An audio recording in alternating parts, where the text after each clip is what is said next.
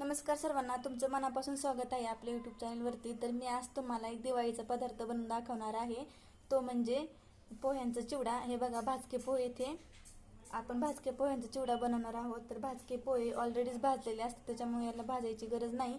तर हे बघा, अशा प्रकारे असतात भाजके पोहे आणि ह्याला स्वच्छ असे चाळून घ्यायचेत अगोदर आणि नीट करून घ्यायचेत। तर हे पोहे आहेत ना, अर्धा किलो पोहे आहेत। तर भाजके पोह्यांचा चिवडा बनवण्यासाठी हे आपल्या साहित्य लागणार आहे। हिरवी मिरची बारीक करून घेतलेली आहे, शेंगदाणे, कच्चे शेंगदाणे, खोबरं असं उभं कापून घ्यायचे आणि ही फुटाण्याची डाळ आहे।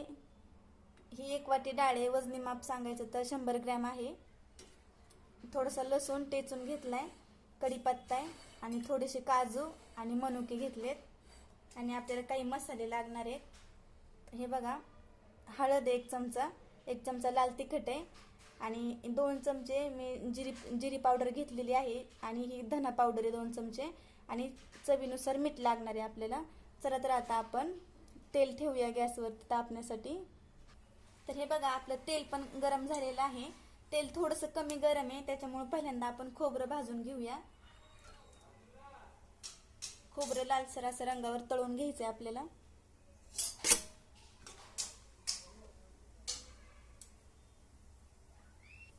तर हे बघा, आपलं खोबरं तळून झालं आहे, आपण काढून घेऊया। बघा, असा रंग येईपर्यंत तळून घ्यायचे। तर खोबरं तळून झाले, आता हे शेंगदाणे तळून घेऊया। शेंगदाणे पण लालसर होईपर्यंत तळून घ्यायचे, मस्त अशी कुरकुरी शेंगदाणे तळून घ्यायचे। पोह्याबरोबर खाण्यासाठी कडक शेंगदाणे छान लागतात, त्याच्यामुळे शेंगदाणे कडक असे तळून घ्यायचे। गॅस मिडियम ठेवायचं, जास्त तेल तापून नाही द्यायचं, तर करपून जाईल शेंगदाणे त्याच्यामुळं।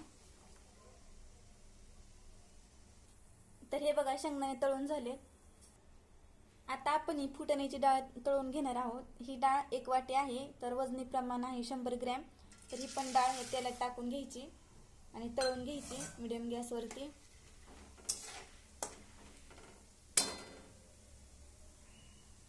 तर हे बघा, डाळ पण तळून झाली, आता काढून घेऊया आपण।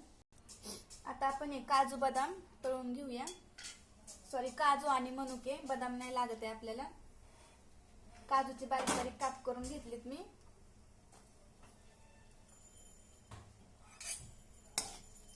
बारीक गॅसवरतीच तळायचं। तर हे बघा, काजू आणि मनुके पण आपले तळून झालेत। तर हे बघा, आता आपल्याला मिरची तळून घ्यायची। मी तेल थोडंसं कमी करून घेतलेलं आहे। मिरची तळली तर आपलं तेल तिखट होतं, त्याच्यामुळे मी तेल कमी करून घेतलंय।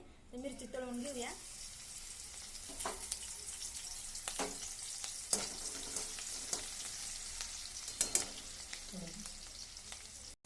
तर हे बघा, आपली मिरची तळून झालेली आहे। आता आपल्याला लसूण तळून घ्यायचं आहे। लसूण पण असा कुरकुरीत होईपर्यंत तळायचा आहे आपल्याला।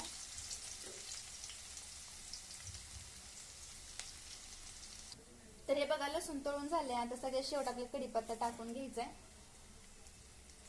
लसणामध्येच टाकायचं कढीपत्ता या तेलामध्ये।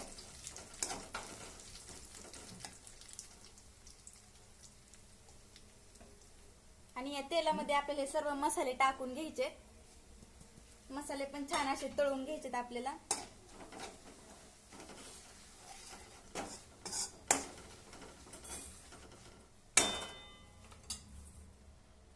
तर हे बघा, मसाले तळून झालेत। आता आपण हे भाजके पोहे टाकून घेऊया। असे हे अर्धा किलो पोहे आहेत, सर्व पोहे आपल्याला याच्यामध्ये टाकून घ्यायचे। त्या पोह्याला भाजायचं नाही, हे पोहे अगोदरचेच भाजलेले असतात।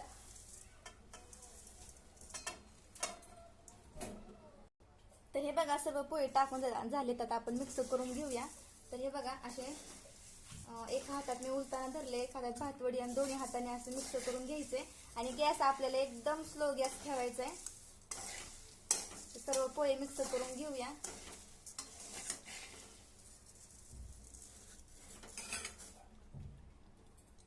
तर हे बघा, आपला सर्व चिवडा मिक्स करून झालेला आहे। आता मी गॅस बंद करून घेते। तर हे बघा, आता आपण सर्व तळून घेतलेले जेवढे पदार्थ आहेत ना, तेवढे सगळं आपण आता ह्याच्यामध्ये मिक्स करून घेऊया। सर्व या चिवड्यामध्ये आपण मिक्स करून घेऊया।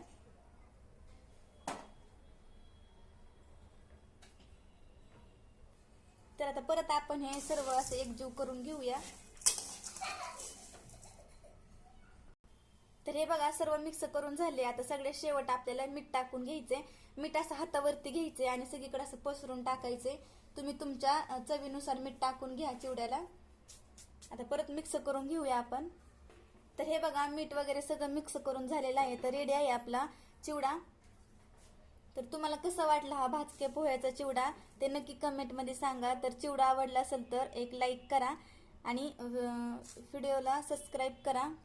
तर हे बघा तुम्ही पाहू शकता किती मस्त असा कुरकुरीत आपला चिवडा झालेला आहे. तर हे बघा किती भारी असा आवाज येतोय. तर नक्की असं चिवडा करून बघा आणि कसं झालं तेही कमेंटमध्ये सांगा. तर व्हिडिओ आवडल्यास लाईक करा, शेअर करा आणि सगळ्यात महत्त्वाचं म्हणजे सबस्क्राईब करा. तर व्हिडिओ पाहिल्याबद्दल धन्यवाद.